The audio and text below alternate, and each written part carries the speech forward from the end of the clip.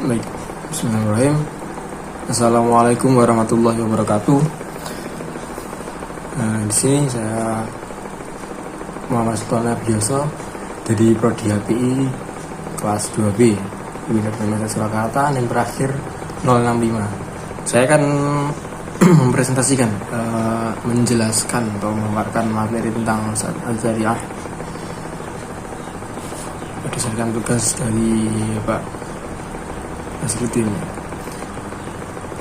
Yang pertama yaitu pengertian saat Al-Zariyah. Saat Al-Zariyah secara bahasa itu merupakan gabungan dari dua padanan kata dalam bentuk wilayah. Saat itu adalah berarti menutup, dan Al-Zariyah berarti sarana, tujuan, wasilah atau jalan. Dan satu Zariyah yang dimaksud dalam usul fikih itu ada beberapa pendapat. Yang pertama yaitu dari ilmu usul fikih, pendapat pertama yaitu suatu masalah yang tampaknya mubah tetapi ada kemungkinan bisa menyampaikan kepada perkara yang terlarang atau haram. Kemudian pendapat kedua dalam ilmu usul fikih yaitu mencegah segala sesuatu, perkataan maupun perbuatan yang menyampaikan pada sesuatu yang dilarang, yang mengandung kekerasan atau bahaya. Kemudian pengertian menurut Asyatibi satu Zariyah adalah melaksanakan suatu pekerjaan yang semula mengandung kemaslahatan menuju pada suatu kerusakan atau kemaslahatannya. Jadi dari beberapa pengertian di atas tadi dapat dipahami bahwa satu Zariyah merupakan satu cara upaya penggalian hukum Islam guna untuk mencegah, melarang untuk jalan atau wasilah suatu pekerjaan yang awalnya diperbolehkan dan dapat menimbulkan suatu yang menyebabkan kerusakan atau suatu yang dilarang. Misalnya hibah merupakan suatu pemberian suatu kepada orang lain tanpa adanya ikatan apapun. Dalam syariat Islam merupakan perbuatan baik yang mengandung unsur kemaslahatan. Namun bila tujuannya tidak baik, misalnya untuk menghindarkan kewajiban berzakat, maka hukumnya itu dilarang. Hal itu didasarkan pada pertimbangan bahwa zakat itu hukumnya wajib, sedangkan hibah itu hukumnya sunnah. Dan tujuan dari syara yang telah ditentukan itu ialah untuk mendatangkan manfaat kepada manusia dan menolak mafsadat. Maka kita sebagai manusia dianjurkan untuk melakukan kepada hal-hal yang telah ditentukan oleh syara tersebut. Dengan demikian manusia dapat menentukan pada perbuatan yang menyampaikan kepada kemaslahatan guna untuk mengerjakannya. Sedangkan pekerjaan yang menyampaikan kita pada kerusakan atau kemaslahatan, umat Islam dilarang untuk mengerjakannya. Kemudian dasar hukum satu Zariyah. Pada dasarnya tidak ada dalil yang menentukan secara jelas dan pasti baik menurut nas maupun ijma ulama tentang boleh atau tidaknya menggunakan satu Zariyah ini. Tapi ada beberapa nas yang mengindikasikan secara implisit dasar hukumnya. Dalil-dalil ini terdiri dari Al-Quran, Sunnah, dan juga kaidah fikih. Yang pertama yaitu Al-Quran, itu terdapat pada Quran surat Al-Baqarah ayat 104. Kemudian dan juga di surat Al-An'am ayat 108. Dan yang ketiga yaitu surat An-Nur ayat 31. Salah satunya yaitu surat Al-An'am ayat 108 yang berbunyi, dan janganlah kamu memaki sembahan-sembahan yang mereka sembah selain Allah, karena mereka nanti akan memaki Allah dengan melampaui batas tanpa pengetahuan. Kemudian dasar hukum yang kedua dari As-Sunnah, dari Al-Miqdad bin Al-Aswad bahwa dia memberi kabar kalau dia telah berkata, wahai Rasulullah, bagaimana menurutmu jika aku bertemu dengan salah seorang dari kaum kafir, lantas dia memerangi aku, lalu dia memotong salah satu dari tanganku sehingga benar-benar berhasil memenggalnya. Setelah itu dia berlindung di balik pohon sembari berkata, aku telah menyatakan keislaman pada Allah. Apakah aku masih boleh menggunanya, wahai Rasulullah? Setelah dia berkata seperti itu, Rasulullah kemudian menjawab, Rasulullah bersabda, janganlah kamu membunuhnya. Al-Miqdad berkata, aku berkata, wahai Rasulullah, sesungguhnya dia telah memotong tanganku. Baru kemudian dia mengatakan hal tersebut atau menyatakan keislaman tadi. Setelah berhasil memotongnya, apakah aku boleh membunuhnya? Rasulullah bersabda, janganlah kamu membunuhnya. Jika kamu tetap saja membunuhnya, maka dia sama dengan statusmu sebelum kamu membunuhnya, sedangkan kamu sama dengan statusnya sebelum dia mengucapkan kalimat yang dilafalkan tersebut.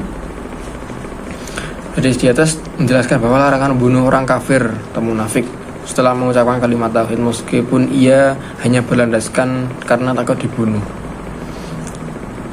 Kemudian ketiga yaitu kaidah fikih.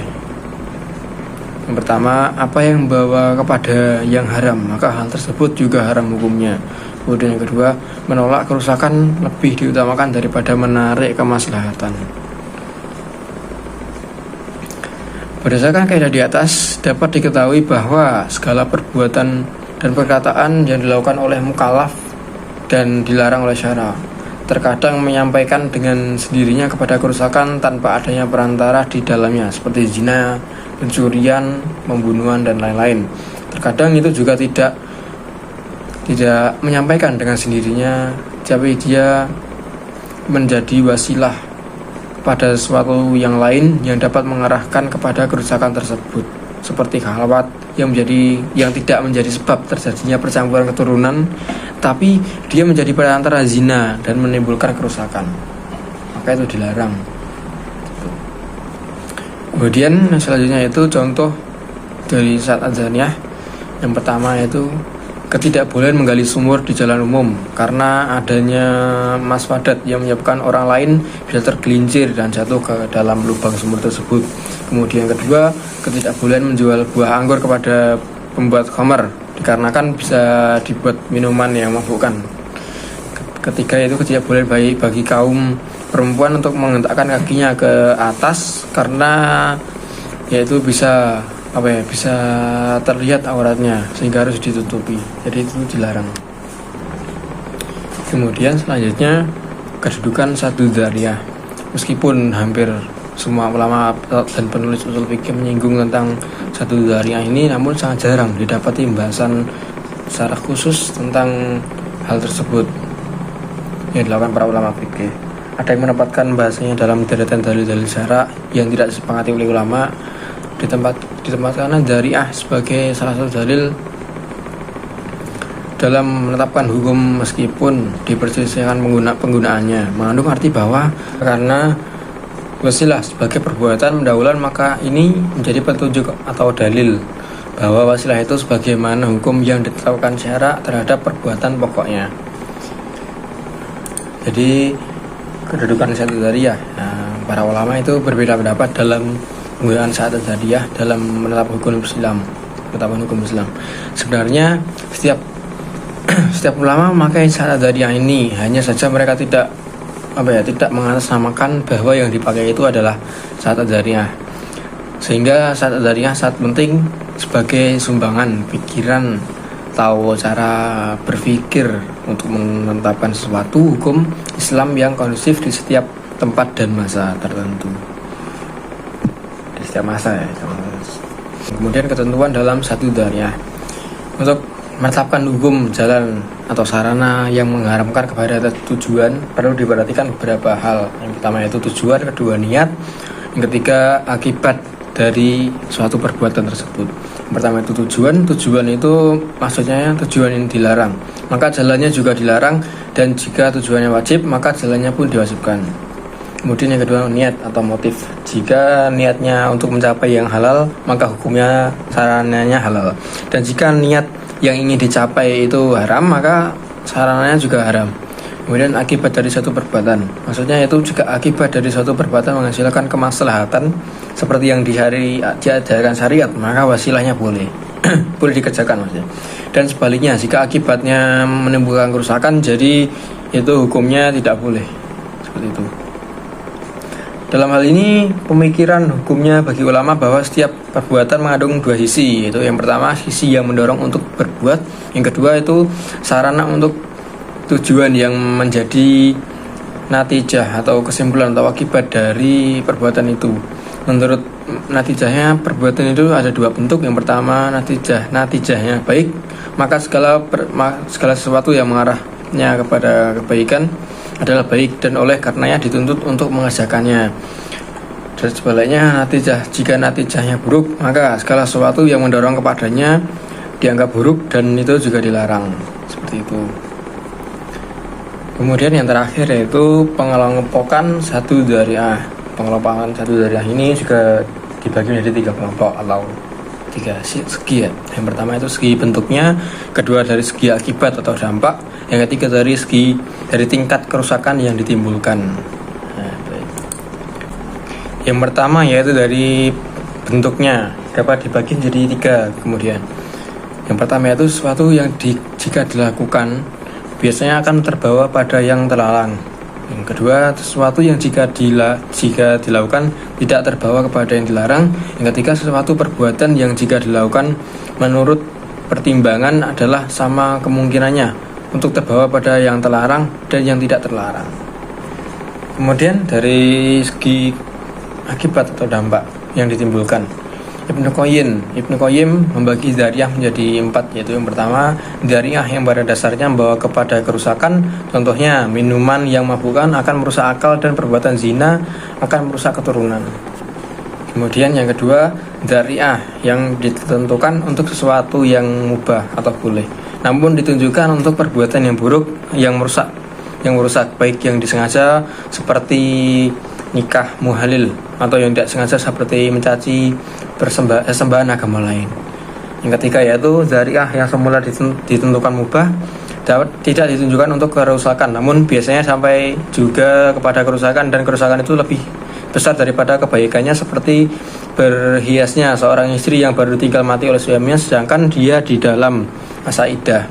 Kemudian yang keempat dzari'ah yang semula ditentukan mubah namun terkadang membawa kepada kerusakan, tetapi kerusakannya lebih kecil daripada kebaikannya, contohnya melihat wajah perempuan saat dipinang. Kemudian yang ketiga dari segi tingkat kerusakannya yang ditimbulkan, Abu Isa al-Syatibi membagi dzari'ah menjadi 4. Pertama itu dzari'ah yang membawa kerusakan secara pasti, umpamanya seperti menggali lubang di tanah sendiri yang lokasinya berdekatan dengan pintu rumah orang lain dan kondisinya gelap. Kemudian yang kedua dzari'ah yang kemungkinan besar mengakibatkan kerusakan, umpama menjual anggur kepada pabrik minuman dan menjualnya pisau tajam kepada penjahat.